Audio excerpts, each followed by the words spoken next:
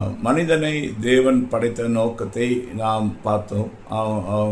நோக்கம் பலுகி பெருகி பூமியை நிரப்பி அதை கீழ்ப்படுத்தி அதை ஆண்டுகொள் என்று சொல்லி படைத்தார். அந்த மனிதன்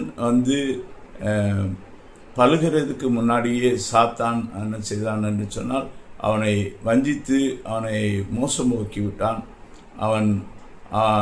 அவனுக்கு கண்களின் இச்சை, மாம்ச இச்சை, ஜீவனத்தின் பெருமையை உண்டாக்கி அதை கொடுத்து அவன் கையிலே இருந்த அதிகாரத்தையும் ஆளுகையும் அவன் பிடுங்கி போட்டான்.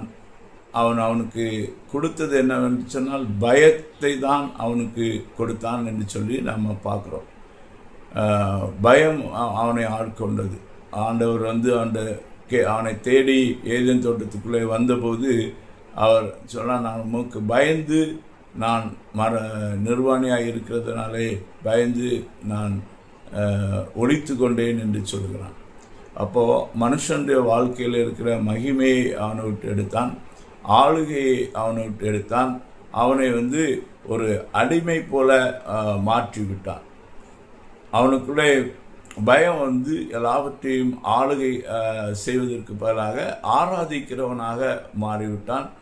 ஸோ அவனை மீட்டு எடுக்கும்படியாக தான் மனுஷகுமாரன் இந்த உலகத்தில் வந்தார். தேவகுமாரனாக இருக்கிறவர் மனுஷகுமாரனாக இந்த உலகத்தில் வந்த நோக்கம் என்னவென்று சொன்னால், மனிதனை அடிமைத்தனத்திலிருந்து விடுதலையாக்கும்படியாகவும் பயத்திலிருந்து விடுதலையாக்கும்படியாகவும் அவர் இந்த உலகத்திலே வந்தார்.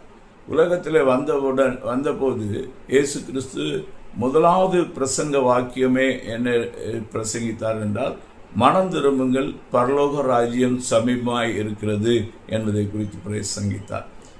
அவர் பிரசங்கிக்கிறதுக்கு முன்னாட அவருடைய முன்னோடியாய் வந்த யோவான் ஸ்நானகன் அவருடைய பிரசங்கமும் என்னவென்று சொன்னால், மனம் திரும்புங்கள், பரலோக ராஜ்யம் சமீபமாய் இருக்கிறது என்பது தான் அவரும் பிரசங்கித்தார். அப்படி என்றால் தேவனுடைய நோக்கம் என்ன? மனுஷனுக்குள்ளே தேவனுடைய ராஜ்யத்தை ஸ்தாபிக்க வேண்டும், ஆளுகையை ஸ்தாபிக்க வேண்டும். தேவராஜ்யத்தை தேவன் மனிதனுக்கு உள்ளே, ஒவ்வொரு மனிதனுக்குள்ளேயும் தான் தேவனுடைய ராஜ்யத்தை ஸ்தாபிக்கிறார். தேவனுடைய ராஜ்யம் என்பது ரோமர் 14:14 படிக்கிறோம். அது புசிப்பும் குடிப்பும் அல்ல, அது நீதியும் சமாதானமும் பரிசுத்த ஆவியினால் உண்டாகிற சந்தோஷமாய் இருக்கிறது என்று சொல்லி பார்க்குறோம்.